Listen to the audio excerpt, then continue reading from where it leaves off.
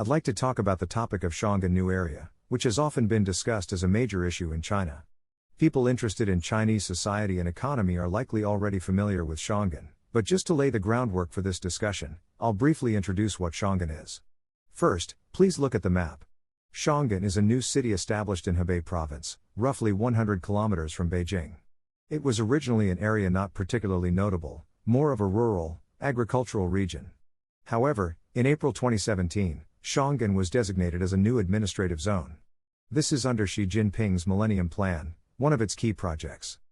This project is highly significant for the Xi administration and the Communist Party, being a national project directly overseen by the Central Committee of the State Council. Enormous amounts of money have been poured into it, with estimates suggesting over 14 trillion yen in Japanese currency, although some argue even more. Besides government expenditure, there's been pressure on private companies to invest, making the total investment much greater than 14 trillion when including private funds. This project is a matter of prestige for Xi Jinping and the Communist Party. The official reason given for its development was to alleviate Beijing's congestion. At the time, due to China's real estate bubble, there was high demand for properties in major cities, much of which was speculative rather than based on actual need.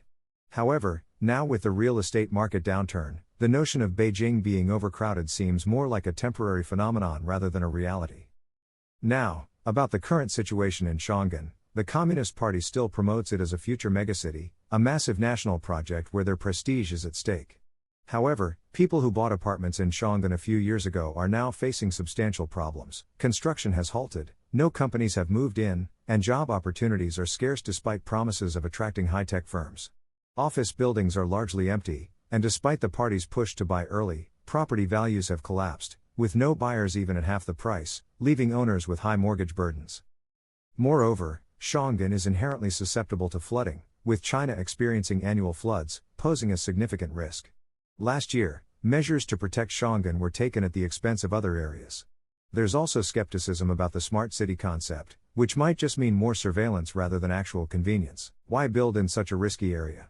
It seems Xi Jinping's vision was more about the convenience of having another city equidistant from Beijing, without fully considering the flood risks. This project also involves massive financial interests, where every construction project means significant funds flowing, creating opportunities for corruption. Despite the evident issues, the project persists due to entrenched interests within the party, who gain from the continuous flow of public funds. This scenario reflects how once established, vested interests are hard to dismantle, not just in China but also in places like Japan, where outdated institutions persist due to vested interests. In conclusion, the Xiongan project has been labeled a disaster for years, yet it continues due to the benefits it provides to those within the system. That's all for this discussion, but we'll meet again.